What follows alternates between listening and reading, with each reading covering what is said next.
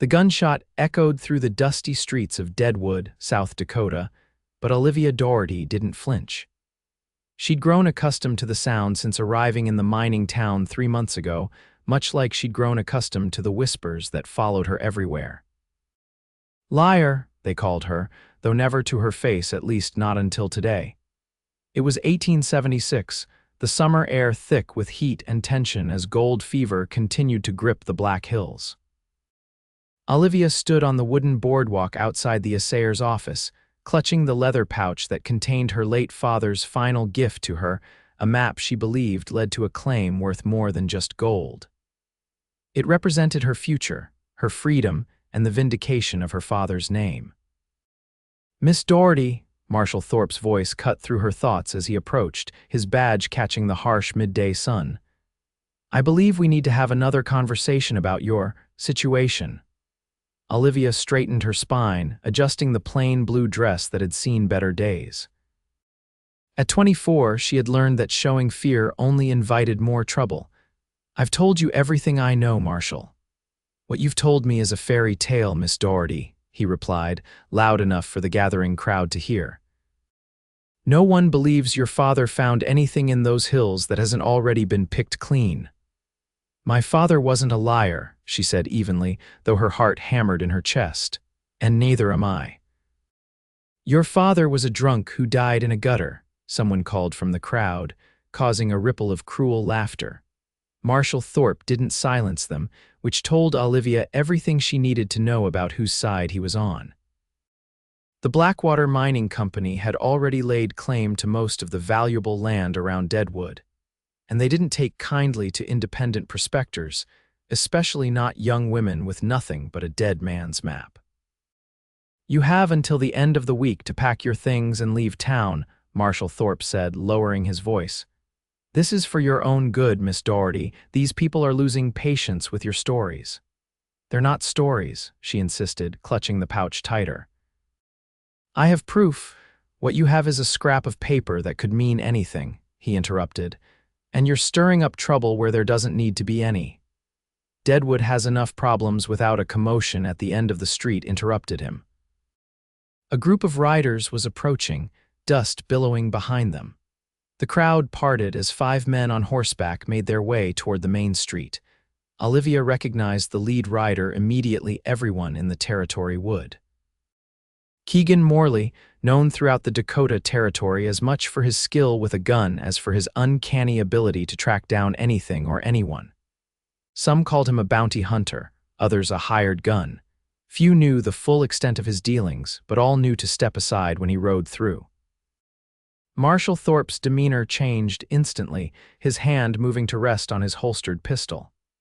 "Morley," he acknowledged stiffly, "didn't expect to see you back in Deadwood." Keegan Morley dismounted with the fluid grace of a man who'd spent most of his life in the saddle.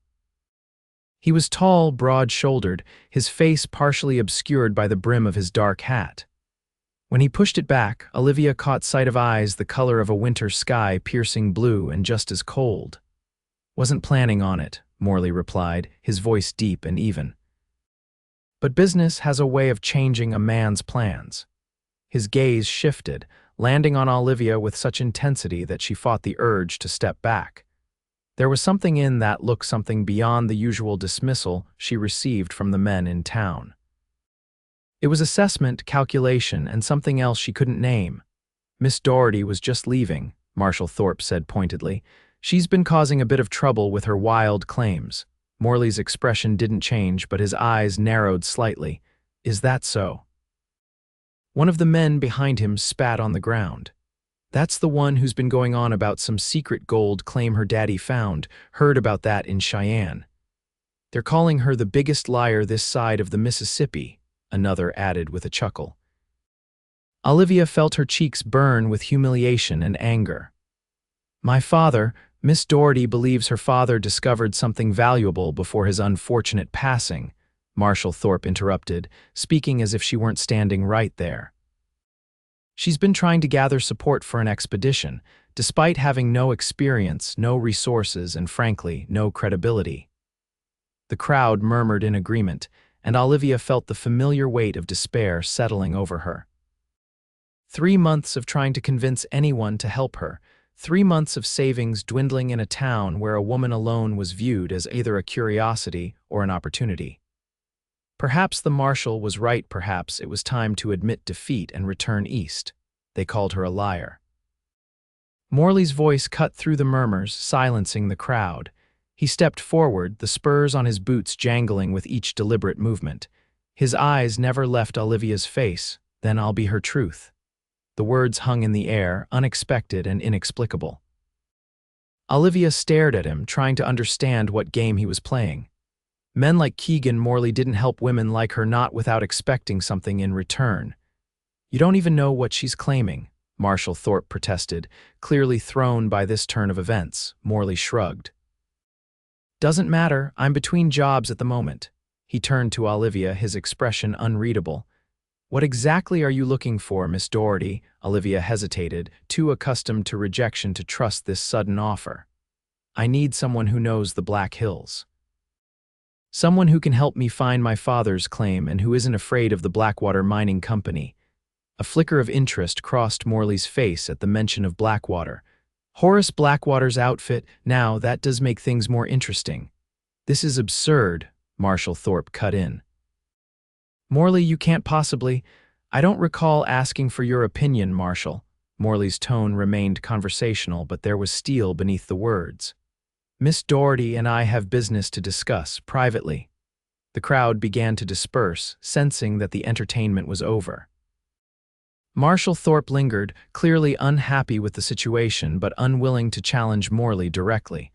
Remember what I said, Miss Daugherty. End of the week. He tipped his hat stiffly before walking away. Olivia found herself alone with Keegan Morley and his 4 companions, all of whom were watching her with varying degrees of curiosity and skepticism. Why would you help me? She asked bluntly. You don't know me. I know enough, he replied.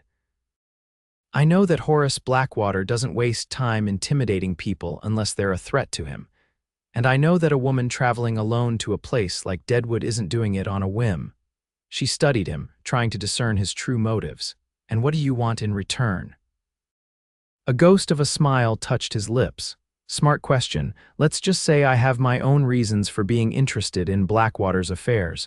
If your claim is legitimate and valuable, I want a percentage. 20%, she offered immediately.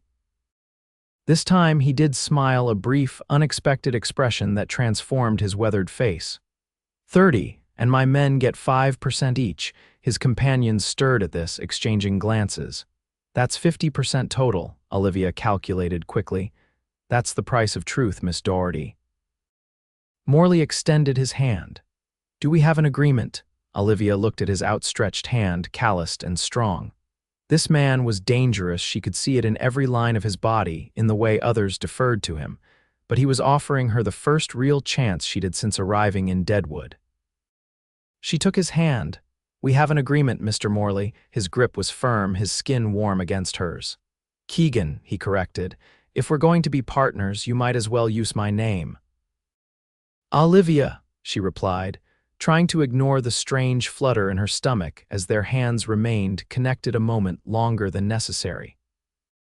Well, Olivia, he said, releasing her hand and glancing toward the saloon across the street, I think we should find somewhere to talk about this map of yours.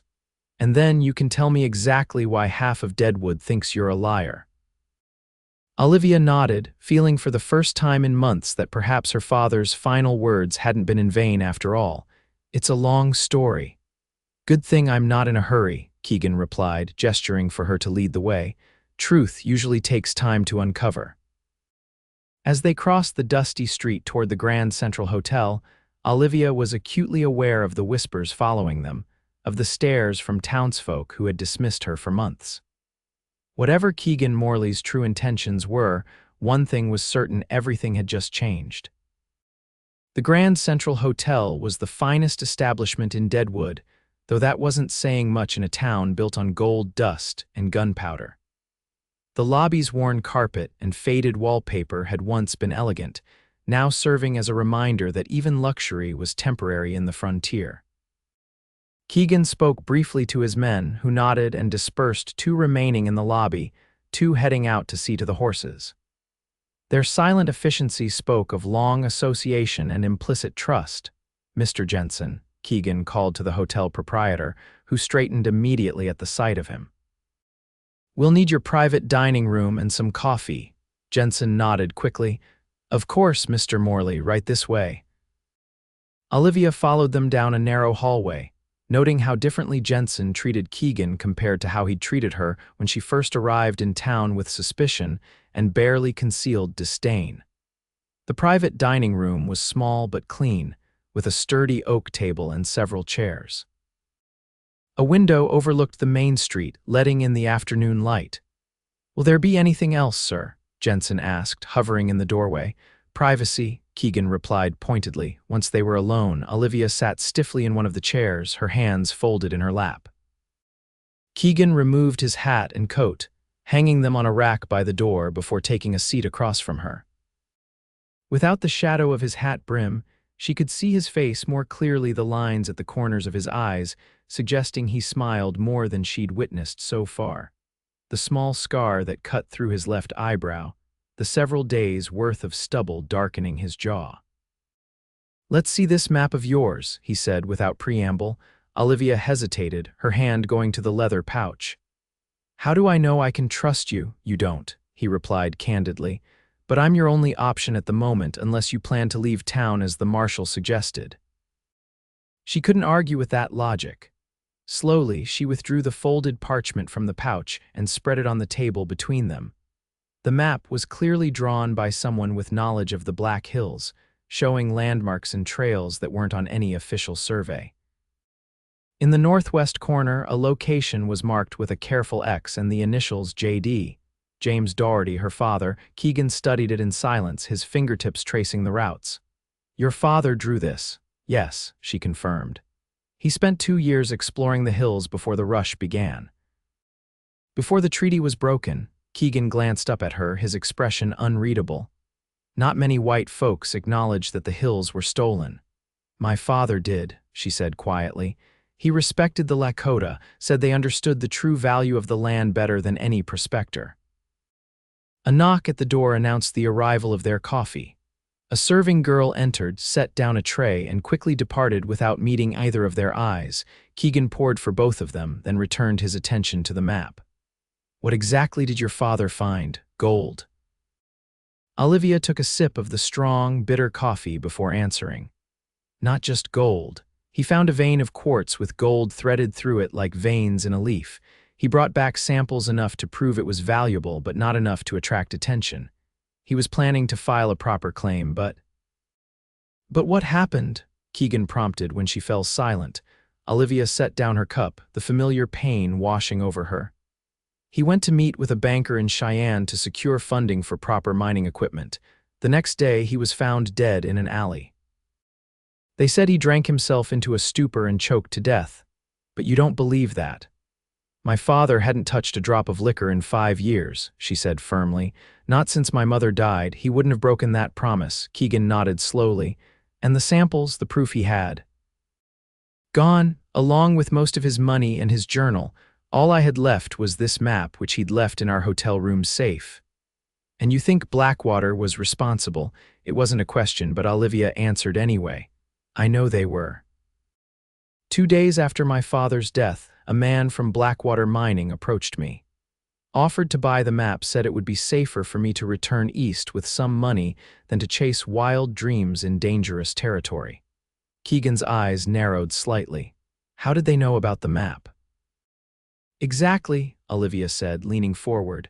"The only person my father had told about his discovery was that banker. Somehow word got to Blackwater." "What was the banker's name?" "William Sullivan. He denied everything, of course, said my father never showed up for their meeting." Keegan sat back in his chair, his fingers drumming thoughtfully on the table. "So you came to Deadwood to find the claim yourself?" "Yes. I sold everything I had in Cheyenne and came here 3 months ago. But I quickly discovered that no one would help a woman alone, especially not against Blackwater. They control most of the successful mines in the area, and they have the marshals in their pocket.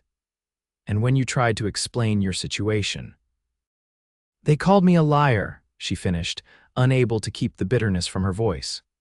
Said I was making up stories for attention or trying to swindle honest men out of their money. Some suggested I'd be better off working at the Gem Theater with the other sporting women. Keegan's jaw tightened. Charming. That's Deadwood, she replied with a shrug, though the suggestion had horrified her when first made. I've been taking in laundry and mending to survive while trying to find someone trustworthy to help me. But my savings are almost gone, and as you heard, the marshal wants me out of town. Because you're causing trouble for Blackwater, Keegan mused, studying the map again. This location, it's in difficult territory, steep terrain, not easily accessible. Which is why my father believed it hadn't been discovered before, Olivia explained. He was following a creek bed when he found a rockslide that had exposed the vein. Keegan traced a path on the map with his finger. We'd need supplies for at least a week: horses, pack mules, tools. Olivia's heart leaped at the "we," but she kept her expression neutral. I have $63 left, not enough, I know. Keegan looked up at her, his blue eyes assessing. I can front the costs. If you're right about this claim, it will be worth the investment. If you're wrong. I'm not wrong, she said firmly. My father wouldn't lie to me, and I'm not lying to you. Something flickered in his expression, perhaps respect, perhaps just acknowledgement. We'll leave at first light tomorrow. Pack only what you absolutely need. Travel light and fast. You believe me, then? She couldn't help asking. Keegan folded the map carefully and handed it back to her. Let's just say I believe someone wants to prevent you from finding whatever's out there. That's interesting enough for me. But why help me? You must have more profitable ventures available to you. A shadow passed across his face. Let's just say Horace Blackwater and I have history, and leave it at that for now. Olivia tucked the map back into its pouch, recognizing that there were depths to Keegan Morley that she couldn't begin to fathom. Whatever his reasons, he was offering her the chance she'd been waiting for. Thank you, she said simply. He nodded once, then rose to his feet. Get some rest, Olivia. Meet me at the livery stable at dawn. And be careful now that you've been seen with me. Blackwater's men will be watching you even more closely. I'm staying at Mrs. Winslow's boarding house on Pine Street, she told him, standing as well. I'll have one of my men keep an eye on the place tonight, he promised. No one will bother you. As they left the private dining room, Olivia was acutely aware of the stares they received from the hotel's patrons. Word traveled fast in a town like Deadwood, and by morning, everyone would know that Keegan Morley had taken up her cause. Mr. Morley, she said quietly as they reached the hotel entrance, I want you to know that I intend to honor our agreement. 30% to you, 5% to each of your men, but this isn't just about money for me. What is it about then? He asked, his hand on the door.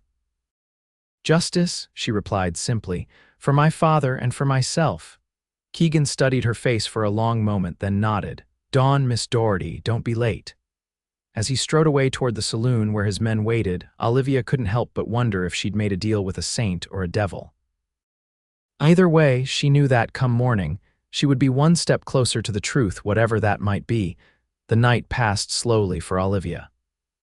She packed her meager belongings, a change of clothes, her father's old pocket watch, a small Derringer pistol he'd insisted she carry, and what remained of her money. Everything fit into a single carpet bag, a testament to how little she had left after 3 months in Deadwood. Mrs. Winslow, a stern widow who ran the only respectable boarding house in town, knocked on her door shortly after 9. Miss Daugherty, she said, her thin lips pressed into a disapproving line, I feel I must express my concern about the company you're keeping.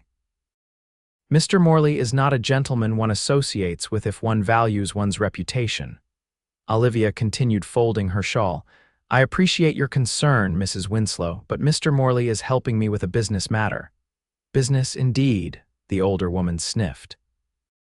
I run a respectable establishment, Miss Daugherty. I've overlooked your unusual circumstances thus far, but I cannot have my boarding house associated with gunslingers and bounty hunters.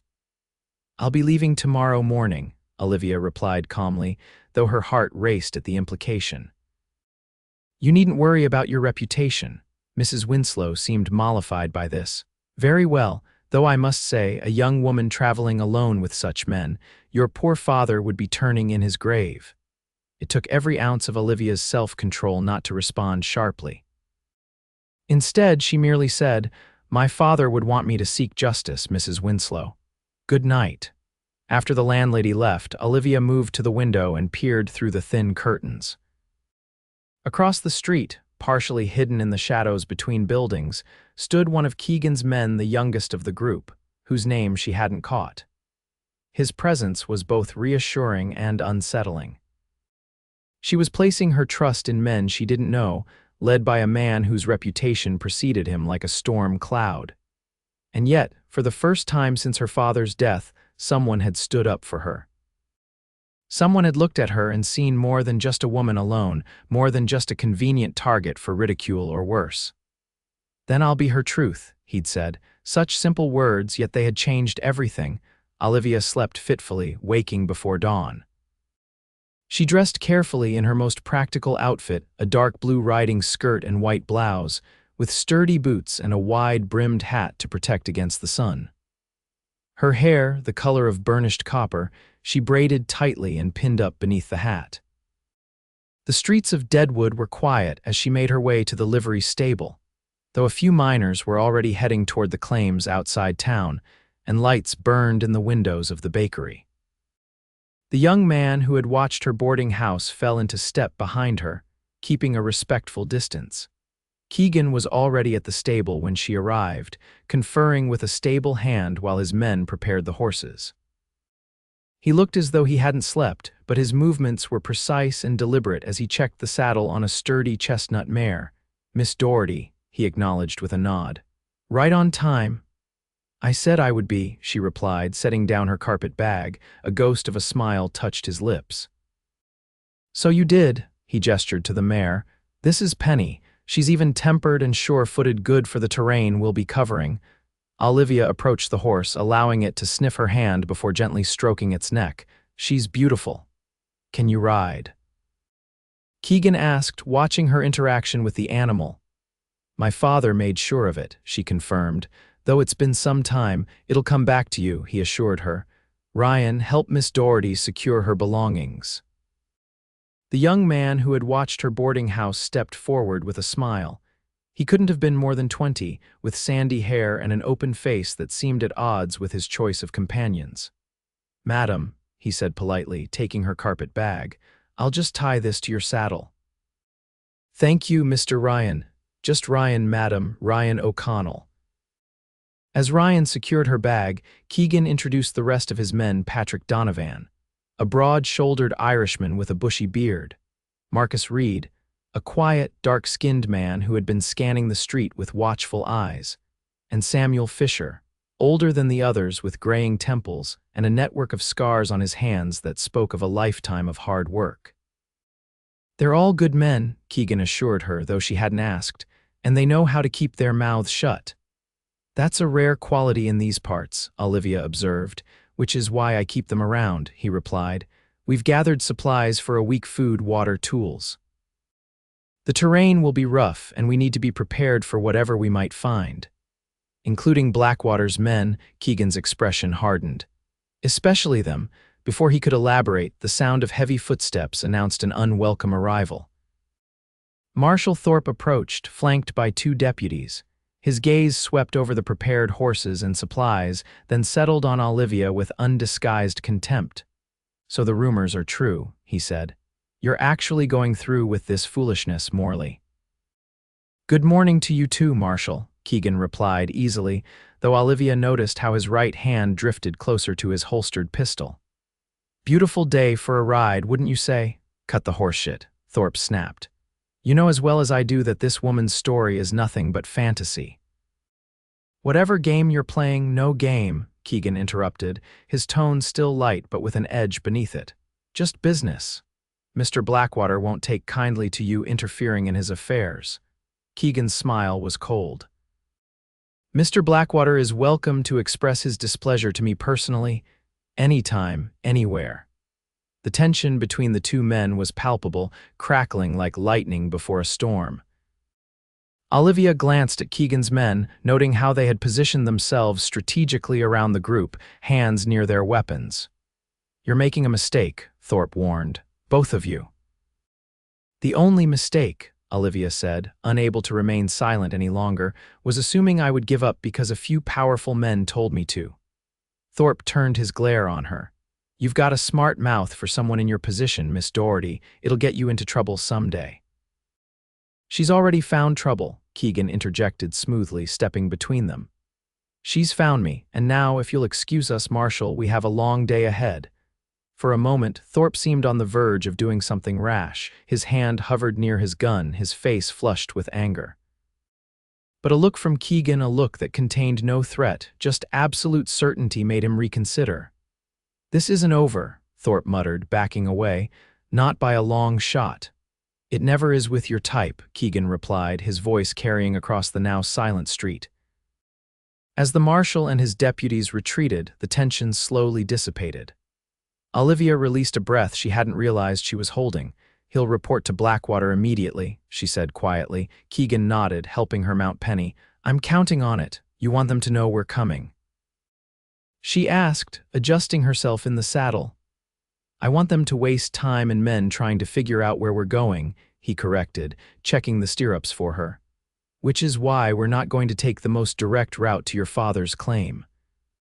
He mounted his own horse, a powerful black stallion that seemed to mirror its rider's intensity. "We'll head northeast out of town, then circle back when we're sure we're not being followed. It will add a day to our journey, but it's safer this way." Olivia nodded, impressed by his foresight. "You've done this before," evaded Blackwater. "More times than I care to count," he admitted, guiding his horse toward the street. "Stay close to me. Ryan will ride behind you. The others will take point and flank." As they rode out of Deadwood, Olivia felt the weight of stares from the early risers, miners heading to work, shopkeepers opening their businesses, women hanging laundry. For months, these people had dismissed her, called her a liar, treated her as something between a curiosity and a nuisance. Now, riding beside Keegan Morley and his men, their expressions had changed to something closer to respect or perhaps fear. She wasn't naive enough to believe it was truly about her. It was Keegan's reputation that commanded their attention. But for the first time since arriving in Deadwood, she didn't feel powerless. The town quickly fell away behind them as they rode into the hills. The morning sun cast long shadows across the trail, and the air was crisp with the scent of pine and earth. Despite the circumstances, Olivia couldn't help but appreciate the beauty of the Black Hills, the dense forests, the rugged peaks, the unexpected meadows bursting with wildflowers. "Your father had good taste in land," Keegan commented after they'd been riding for about an hour, noticing her admiration of the landscape. "He always said there was more value in these hills than just gold," she replied. "He loved this country, yet he was willing to mine it." "He believed in responsible mining," she explained. "Small operations, minimal damage to the land. He used to say the Dakota had the right idea: take only what you need, respect what remains." Keegan gave her a sidelong glance. Unusual philosophy for a prospector. "My father was an unusual man," she said simply, the familiar ache of loss washing over her. "After my mother died, he could have sent me to relatives back east or to a finishing school. Instead, he took me with him, taught me to ride, to shoot, to read the stars. Said a woman should know how to make her way in the world just as well as any man." "He sounds like someone I would have liked to know," Keegan said, and there was a gentleness in his voice she hadn't heard before. They rode in companionable silence for a while, the only sounds the steady rhythm of hoofbeats and the occasional call of a bird. The trail narrowed as they climbed higher into the hills, forcing them to ride single file through sections of dense forest. Around midday, they stopped in a small clearing to rest the horses and eat a simple meal of jerky, bread, and coffee. Olivia stretched her legs, wincing slightly at the unfamiliar soreness from hours in the saddle. "You're doing well," Keegan observed, handing her a cup of coffee. "Most city folks would be complaining by now." "I'm not most city folks," she reminded him, accepting the cup gratefully. "And I learned long ago that complaining rarely changes circumstances. He studied her for a moment, then nodded in apparent approval. "We'll continue northeast for another few hours, then find a place to camp for the night. Tomorrow, we'll double back toward your father's claim, but by a different route than anyone would expect. You really think Blackwater will send men after us?" "I know he will," Keegan replied with certainty. Horace Blackwater didn't build his empire by letting go of anything he wants. Something in his tone made Olivia wonder again about the history between the two men. "You said you had dealings with him before." Keegan took a long sip of his coffee, his expression carefully neutral. "Another time, perhaps." Before she could press the issue, Patrick approached them. "Riders coming up the trail behind us," he reported quietly. "Moving fast, 4 or 5 of them." Keegan's response was immediate. "Pack up." "We move now." To Olivia, he added, "Stay close to me, no matter what happens." Within minutes, they were back on their horses, pushing deeper into the forest along a barely visible game trail that veered away from the main path. Keegan led the way, with Olivia right behind him and the others forming a protective barrier around them. The terrain became increasingly difficult: steep inclines, rocky outcroppings, fallen trees that forced them to detour. Penny navigated it admirably, but Olivia found herself gripping the saddle horn tightly as they descended a particularly treacherous slope. "There's a stream ahead," Keegan called back to her. "We'll follow it for a while. The water will hide our tracks." Sure enough, they soon reached a shallow creek cutting through the forest. They guided their horses into the water, following its winding course downstream. The cold water splashed up, soaking Olivia's skirt, but she didn't complain. After nearly half an hour in the creek, Keegan signaled for them to exit on a rocky bank that would leave minimal tracks. They continued through increasingly dense forest until the sun began to set, casting long shadows through the trees. "We'll camp here tonight," Keegan decided, indicating a small clearing sheltered by a rock formation that would block their campfire from being seen from a distance. As they dismounted and began to set up camp, Olivia noticed how efficiently Keegan's men worked together: no wasted motion, minimal conversation, each knowing their role. Samuel tended to the horses, Ryan gathered firewood, Marcus secured the perimeter, and Patrick prepared a simple dinner. Keegan approached her as she unpacked her bedroll. "You should get some rest. Tomorrow will be another long day." "Do you think we lost them?" she asked, glancing back the way they had come. "For now," he replied, "but Blackwater's men know these hills. We need to stay alert." Olivia nodded, then hesitated. "Thank you, Keegan, for believing in me when no one else would." Something flickered in his eyes, an emotion she couldn't quite identify before he looked away. "Get some sleep, Olivia. I'll take first watch." As she settled into her bedroll near the small fire, Olivia watched Keegan move to the edge of the clearing, his silhouette sharp against the gathering darkness. There was something both reassuring and mysterious about him, a man of contradictions, of hidden depths.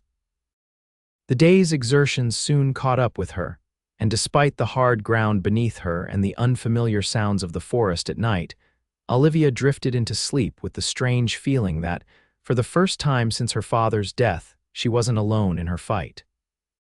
When she woke the next morning, it was to the soft sounds of the camp stirring around her. The sky was just beginning to lighten, the air crisp with early morning chill. Keegan was kneeling by the rekindled fire, his face illuminated by the dancing flames as he studied her father's map.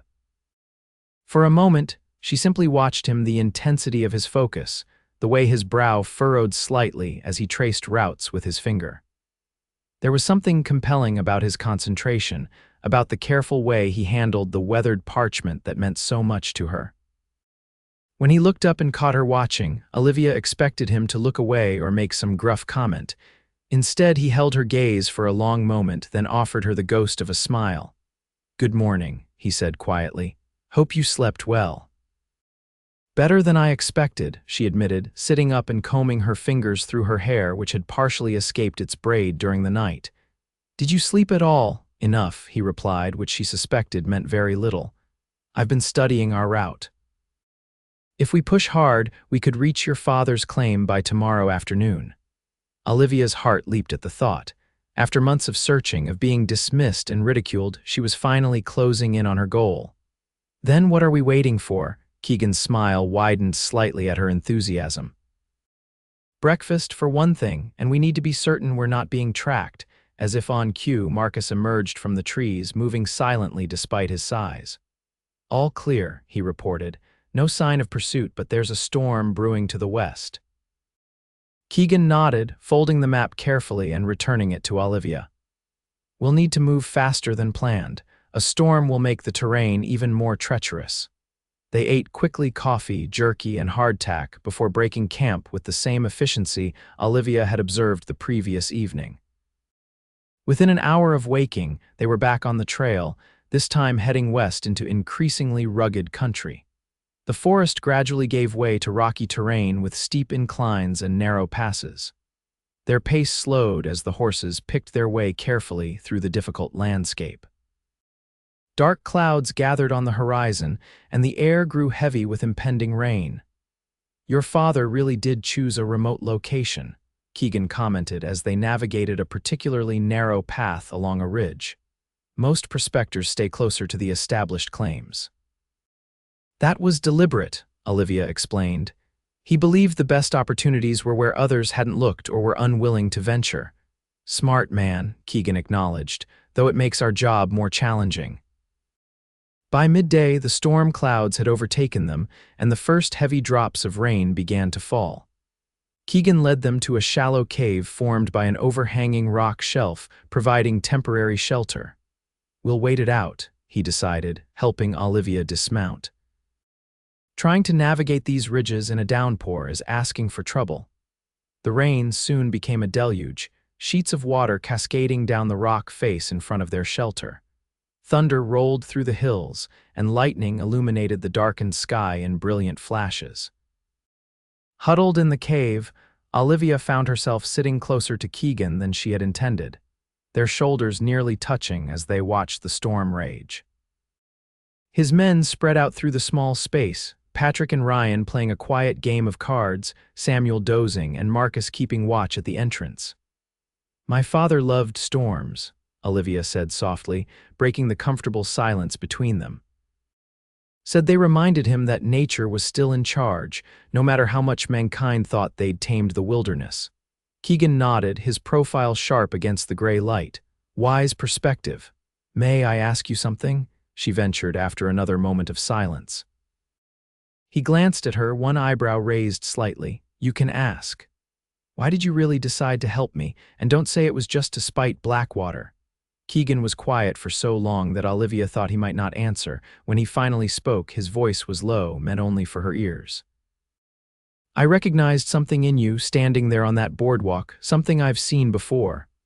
"What was that?" Determination, truth. His eyes met hers, surprisingly gentle despite their icy color, and loneliness.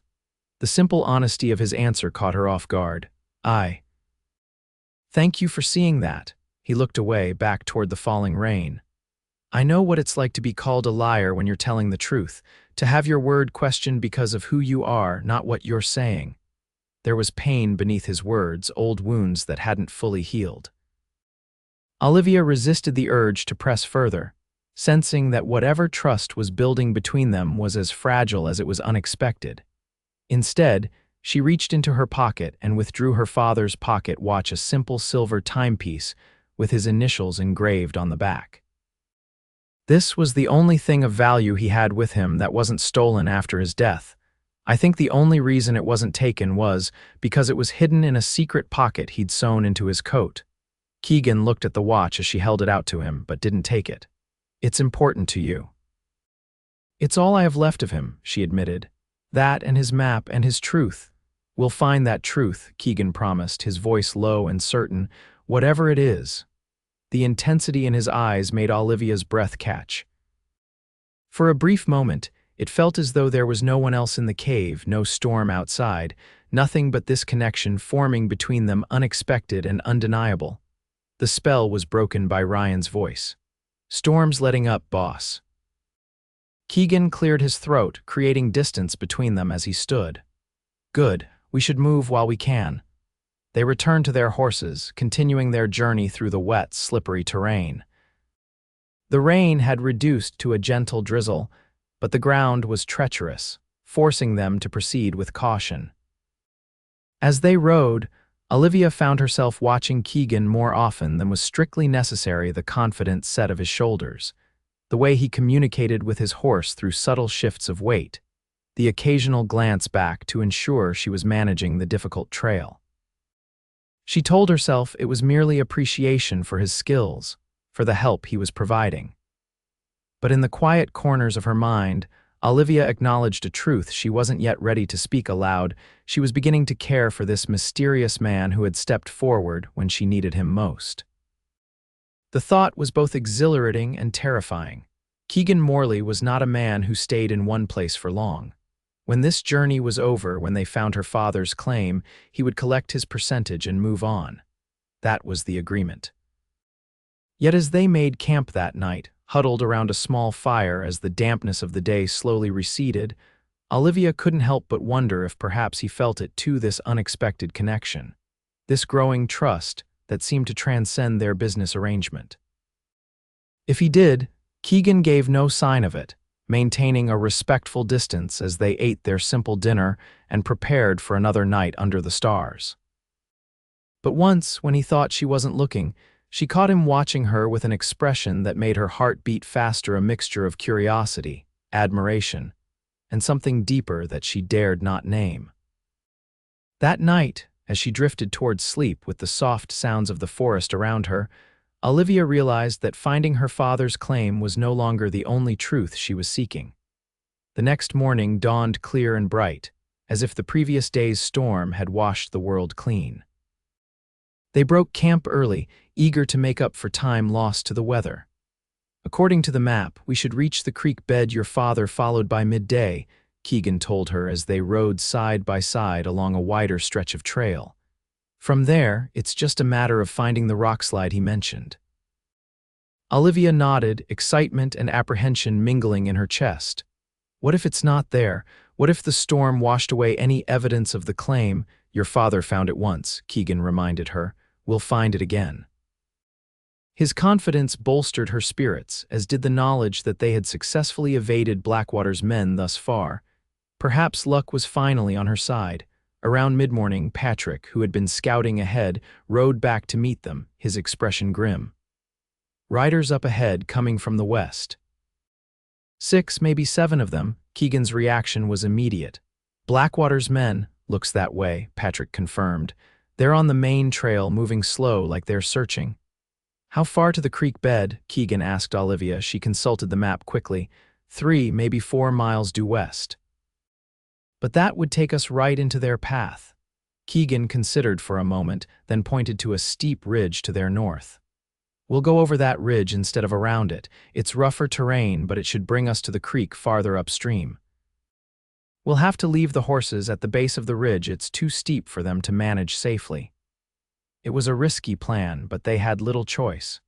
They dismounted at the base of the ridge, taking only what they could carry: food, water, weapons, and Olivia's precious map. Samuel stayed behind with the horses, well hidden in a dense copse of pine trees. The climb was grueling. The ridge was nearly vertical in places, with loose shale that slid beneath their feet and sparse vegetation that offered minimal handholds. Olivia's riding skirt hampered her movements, forcing her to hike it up in a manner that would have scandalized proper society. Keegan stayed close to her, occasionally offering his hand on the most difficult sections. His touch was steady and strong, anchoring her when the path seemed impossible. "Almost there," he encouraged as they neared the top, the exertion evident in his voice. "You're doing well." When they finally crested the ridge, Olivia was breathing hard, her hands scraped and her clothes streaked with dirt. But the view that greeted them was worth every painful step, a panorama of the Black Hills stretching out before them, the creek they sought visible as a silver ribbon cutting through the landscape below. "There it is," she said, pointing. "That must be the creek my father followed." Keegan nodded, surveying the terrain, and no sign of Blackwater's men from this angle. Good. They descended the opposite side of the ridge with greater ease, though the slope was still steep enough to require caution. By early afternoon, they had reached the creek, a clear, rushing stream cutting through a narrow valley. Which way? Keegan asked, looking upstream and down. Olivia consulted the map, orienting herself by the distinctive rock formation visible to the south. Upstream. The rock slide should be about a mile from here, around that bend. They followed the creek bed, the cool water occasionally splashing their boots as they navigated the rocky shore. Ryan and Marcus took the lead, with Patrick covering their back trail to ensure they weren't being followed. Olivia walked alongside Keegan, her heart pounding with anticipation as they drew closer to their destination. After months of ridicule and doubt, after being called a liar by an entire town, she was about to vindicate her father's name and her own. "There," Ryan called suddenly, pointing ahead.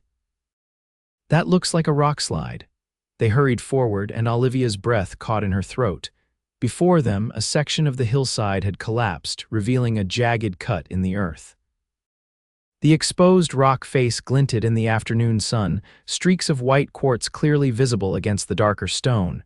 "Is this it?" Keegan asked softly. With trembling hands, Olivia unfolded the map, comparing the landmarks her father had noted with their surroundings.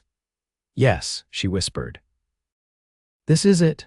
Keegan approached the rock face, examining it closely. His fingers traced a vein of quartz that ran through the stone, and then he stepped back, a look of amazement crossing his features.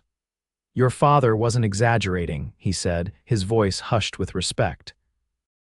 "This isn't just a claim, Olivia. This is a fortune." She moved to stand beside him, and now she could see what had caused his reaction. Throughout the exposed quartz, threads of gold glinted in the sunlight, not mere flecks, but substantial veins running through the rock like rivers of light. "It's real," she breathed, reaching out to touch the stone, feeling the smooth quartz beneath her fingertips. "It's all real." "More than real," Keegan agreed. "This is the richest vein I've seen in 15 years of working these territories." Tears welled in Olivia's eyes, tears of relief, of vindication, of grief for the father who had discovered this treasure but never lived to see it claimed. He was telling the truth. All this time he was telling the truth.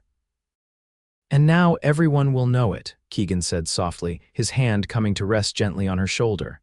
"You were right to keep fighting, Olivia." The moment of triumph was interrupted by Patrick's urgent call. "Riders coming up the creek, Blackwater's men." Keegan's expression hardened instantly. "Ryan, Marcus, defensive positions.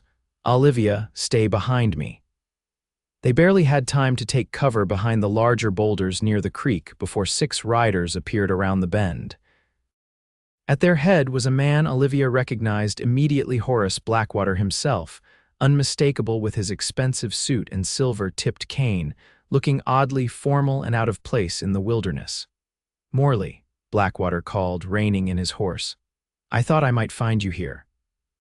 Keegan stepped out from behind the boulder, his stance casual but his hand resting near his holstered pistol. "Blackwater, you're a long way from your counting house." "Some matters require personal attention," Blackwater replied, his gaze shifting to Olivia as she moved to stand beside Keegan. "Miss Daugherty, I see you've ignored my advice about returning east." "I had unfinished business here," she replied evenly, despite the fear churning in her stomach.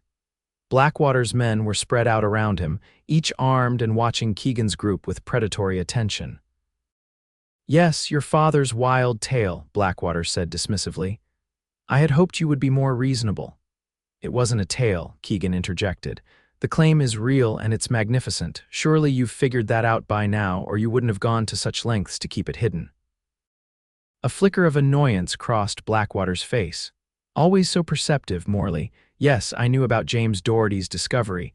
He made the mistake of bringing his samples to William Sullivan, who, as it happens, is my brother-in-law." Olivia felt a cold certainty settle over her. "You had my father killed." "I made him an offer," Blackwater corrected. "A generous one he refused. What happened after that was unfortunate but hardly my concern." "You're a liar," she said, her voice shaking with rage, "and a murderer." Blackwater sighed as if disappointed by her accusation.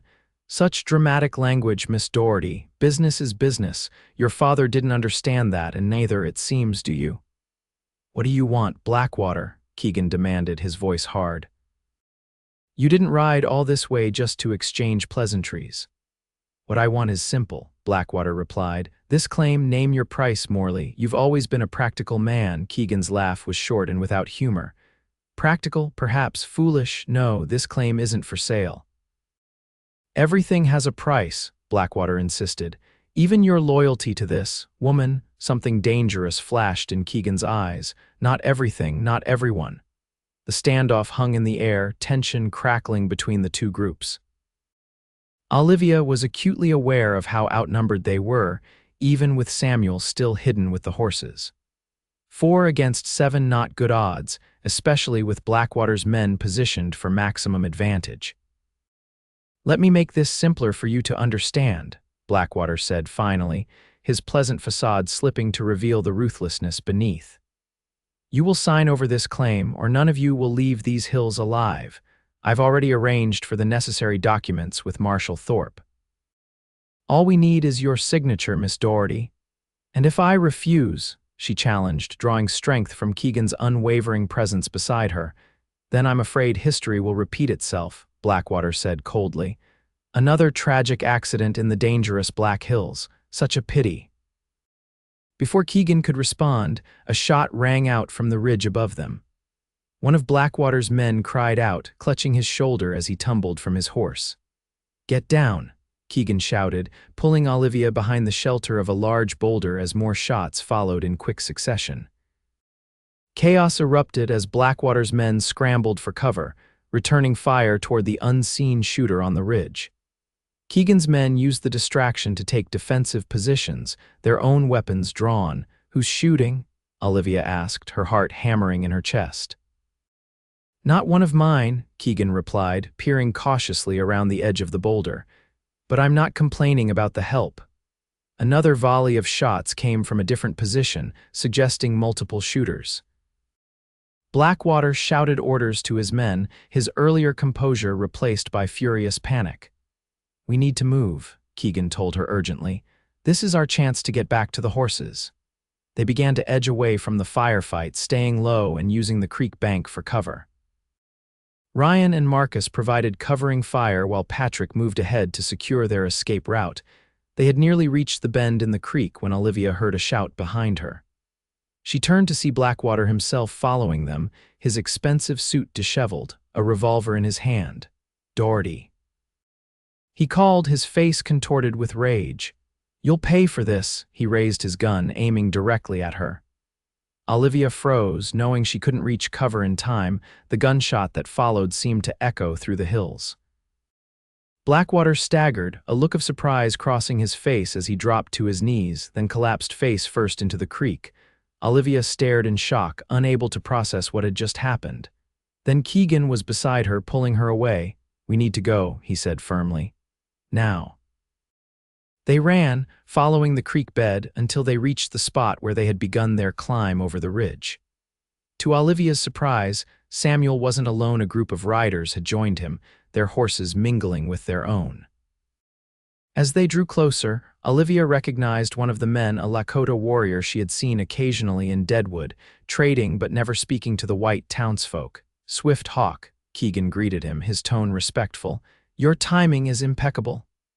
The Lakota man nodded solemnly. We have watched Blackwater's men in our hills for too long. Today was a good day to act. You saved our lives, Olivia said, stepping forward. Thank you. Swift Hawk studied her with dark, perceptive eyes. You are James Daugherty's daughter. He was a man who respected our ways, who understood the true value of the land. You knew my father? Olivia asked, surprised. He came to us when he found the golden stones, Swift Hawk explained. Asked permission to take what was beneath the earth. Few white men show such respect. This revelation that her father had sought the Lakota's blessing before staking his claim filled Olivia with pride and a deeper understanding of the man he had been. What happens now? She asked, looking from Swift Hawk to Keegan. Blackwater is dead, Keegan said simply. His men will retreat, at least for now, but we need to move quickly to file your claim legally before someone else from his company tries to seize it. Swift Hawk nodded in agreement. We will watch over the golden stones until you return. No one will disturb them. With the Lakota's help, they retrieved their horses and began the journey back toward Deadwood, taking a different route than the one they had used before. As they rode, Keegan explained how he had known Swift Hawk and his people might be watching.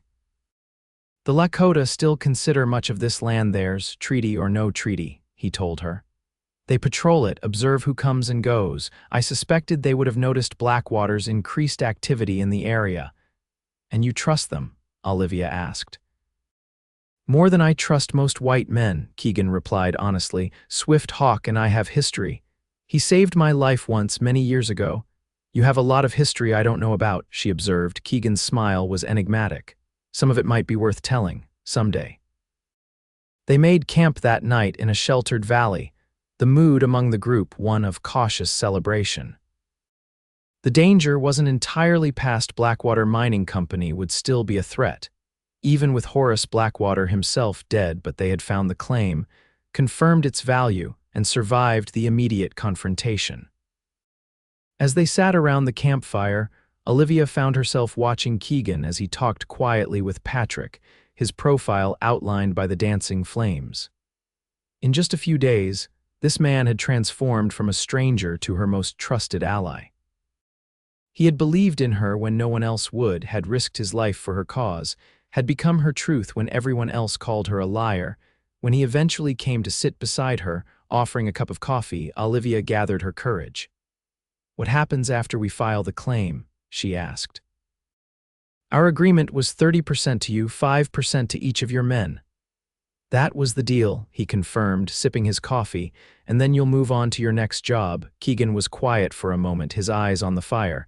"Is that what you want?" The question caught her by surprise. I assumed that's what you would want." He turned to look at her, his expression more open than she had yet seen it. "I've spent 10 years moving from job to job, town to town, never staying anywhere long enough to put down roots.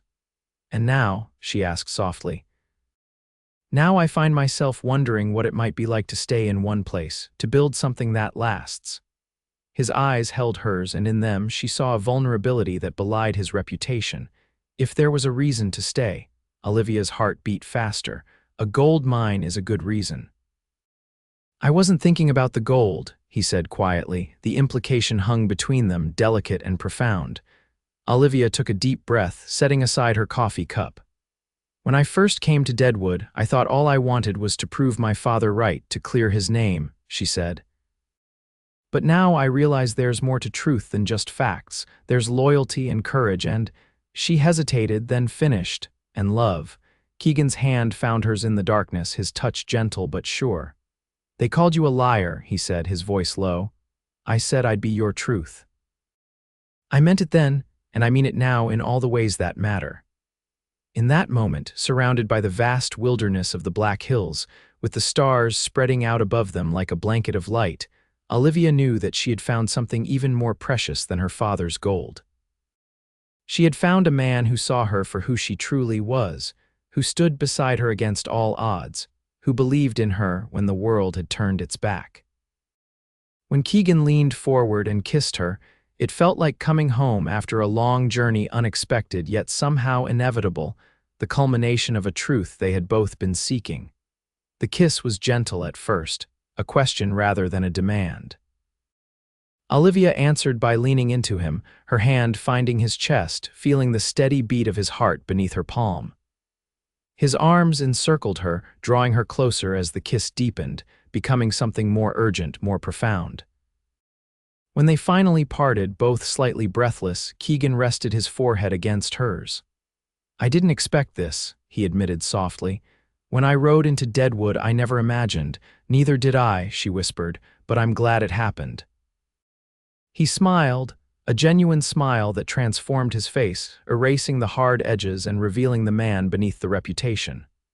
"So am I." They returned to Deadwood 3 days later, riding in with Swift Hawk and several of his warriors as escorts, a sight that caused the townsfolk to stop and stare in amazement. News of Horace Blackwater's death had preceded them, carried by his surviving men, and the town was abuzz with speculation. Their first stop was the assayer's office, where Olivia presented samples from her father's claim along with his map. The assayer's eyes widened as he examined the ore. "This is remarkable," he stammered. Some of the richest gold content I've seen in years. From there, they went to the claims office, where Olivia formally filed her claim to the land her father had discovered. The clerk, who had once dismissed her as a delusional woman, now treated her with deference bordering on obsequiousness. Word spread quickly through Deadwood. By evening, the same people who had called Olivia a liar were approaching her with congratulations and offers of partnership. She declined them all politely but firmly. Marshall Thorpe was nowhere to be seen, having apparently left town shortly after news of Blackwater's death reached Deadwood. His deputy, a young man named Collins, approached Keegan and Olivia as they left the hotel where they had taken rooms. There will be an inquest into Blackwater's death, he informed them, but from what his men reported, it was a fair fight, self-defense. It was justice, Keegan replied simply. For James Daugherty and for others who crossed Blackwater's path. The deputy nodded, seeming to understand the deeper meaning behind Keegan's words. The new marshal arrives next week. Things are going to be different around here. Good, Olivia said. Deadwood could use some honest law. That night, Olivia and Keegan dined privately in the hotel's restaurant, away from the curious stares and whispers that followed them throughout town. They discussed their plans for developing the mine, bringing in experienced workers, ensuring fair wages, establishing proper safety measures. It will take capital, Keegan pointed out, more than we currently have available. I've had an offer from the First Bank of Cheyenne, Olivia told him. They're willing to provide financing based on the assayer's report. Keegan raised an eyebrow. The same bank where your father met with William Sullivan, a different banker, she clarified. One who seems genuinely interested in legitimate business, not theft and murder. Still, we should proceed cautiously, Keegan advised. Blackwater Mining Company hasn't disappeared just because Horace is dead. There will be others looking to take what we've found. We'll be ready for them, Olivia said with confidence. Together, Keegan reached across the table, taking her hand in his. Together, he agreed. But there's something I need to tell you something about my history with Blackwater. She squeezed his hand encouragingly. I'm listening. He took a deep breath, his eyes meeting hers directly. 5 years ago, I was working as a security consultant for several mining operations in Montana Territory. Blackwater approached me, offering 3 times my usual fee to help him acquire certain properties. You mean steal them, Olivia said without judgment. Yes, Keegan acknowledged.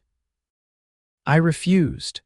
A week later, my younger brother Thomas, who was working a small silver claim near Helena, was killed in what was reported as a mining accident. Olivia's heart ached for him. You believed Blackwater was responsible.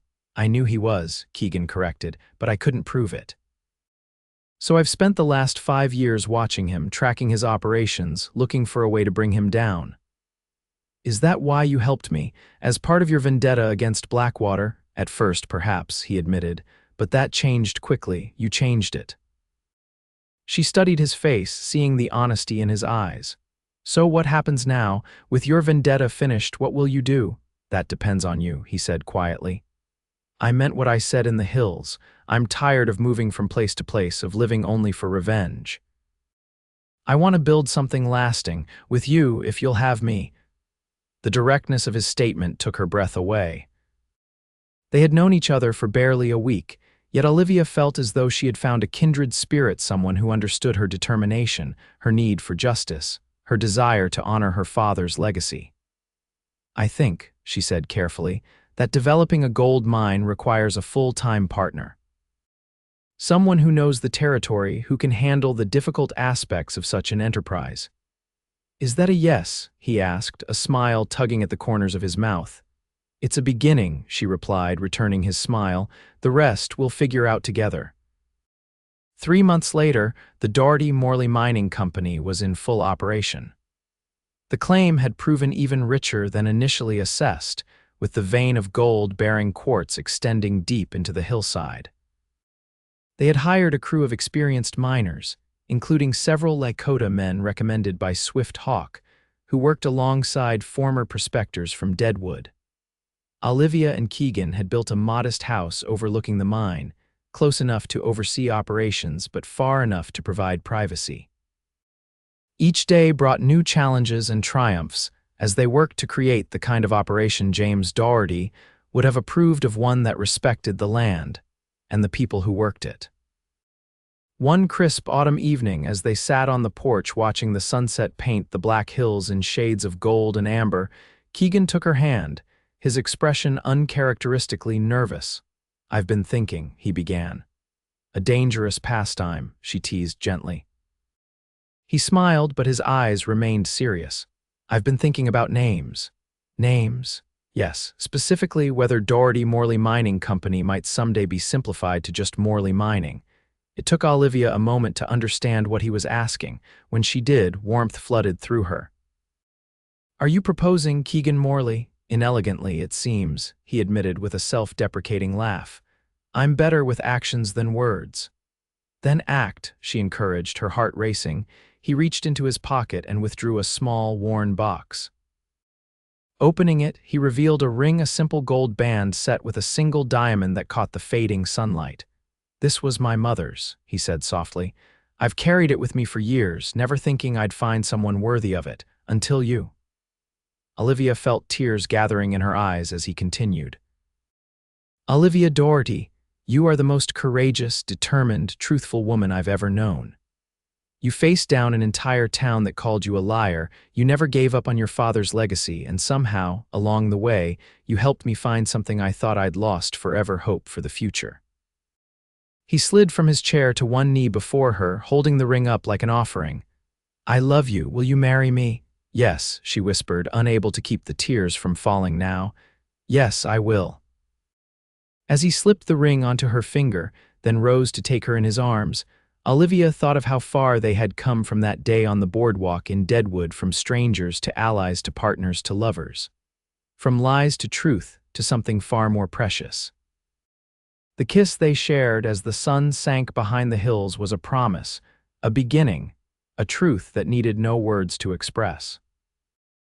They were married in the spring of 1877, in a simple ceremony attended by Keegan's men, who had all chosen to stay on as part of the mining operation, and several of Swift Hawk's people, who brought traditional gifts and blessings. Even Mrs. Winslow came from Deadwood, apparently having decided that Olivia's newfound wealth and success outweighed any earlier concerns about propriety. As Olivia and Keegan exchanged vows beneath the open sky, with the black hills stretching around them in every direction, she felt her father's presence strongly, not as a ghost or a memory, but as a legacy continued, a truth vindicated, a dream fulfilled. "I now pronounce you husband and wife," the circuit preacher declared. "What God has joined together, let no man put asunder." Keegan's kiss was gentle yet possessive, a public declaration of what they had already promised each other in private. As they turned to face their friends, now husband and wife, Olivia felt a sense of completion that went beyond the gold mine, beyond the vindication of her father's name. She had found her home, her truth, her future in the most unexpected of places, with the most unexpected of men. "They called you a liar," Keegan whispered in her ear as they walked hand in hand toward the celebration that awaited them, "but we showed them the truth." "Our truth," she corrected, squeezing his hand, "and it's just beginning." In the years that followed, the Daugherty Morley Mining Company became known throughout the Dakota Territory, not just for the wealth it produced, but for the way it operated with fair wages, safe conditions, and respect for the land and its original inhabitants. Keegan's reputation transformed from that of a dangerous gunslinger to a respected businessman, though few were foolish enough to forget that the steel beneath his civility remained. Olivia, once dismissed as a delusional woman spinning fantasies, became a powerful voice in the territory's business community, advocating for responsible mining practices and fair treatment of the Lakota people. The house on the hill expanded to accommodate their growing family, first with the birth of their son James Thomas Morley in 1878, named for both their fathers, and then their daughter Catherine Grace in 1880. Swift Hawk and his people remained allies and friends, ensuring that the Morley land and operations were respected even as tensions between settlers and the Lakota continued elsewhere. In return, Keegan and Olivia established a trust that guaranteed a percentage of the mine's profits would go to Swift Hawk's band in perpetuity, a small acknowledgement of whose land the gold had truly been. Patrick, Ryan, Marcus, and Samuel all remained with the company, each finding his place in the operation and, eventually, starting families of their own nearby. What had begun as Keegan's band of trusted men became the foundation of a community one built on loyalty, honesty, and mutual respect. On the 5th anniversary of their first meeting in Deadwood, Keegan took Olivia back to the creek where they had first found her father's claim. The mine entrance was now properly established, with timber supports and rail carts to transport the ore, but the beauty of the surrounding hills remained unchanged. You ever think about how differently things might have turned out? Olivia asked as they sat by the creek, watching the water flow past just as it had that fateful day. If you hadn't ridden into Deadwood exactly when you did, Keegan considered the question, his arm around her shoulders. At 37, there was more silver in his hair than when they'd first met, but his eyes were warmer, the hard edges softened by years of happiness. I think some truths are meant to be found, he said finally. Some paths are meant to cross. Even if it hadn't been that day, that moment, I believe we would have found each other eventually. Olivia leaned into his embrace, content in the knowledge that the man who had once declared himself her truth had become so much more her partner, her lover, the father of her children, the center of a life more fulfilling than she could have imagined when she first arrived in Deadwood, alone, and determined to prove that she wasn't a liar. "I love you," she said simply. "And that," Keegan replied, kissing her softly, "is the greatest truth of all." As the sun began to set over the Black Hills, painting the landscape in the same golden hues that had brought them together, Olivia and Keegan Morley walked hand in hand back toward their home, their family, and the future they continued to build together, a future founded on a single moment of courage, when a lone voice stood against the crowd and one man stepped forward to declare. They called her a liar. "Then I'll be her truth,"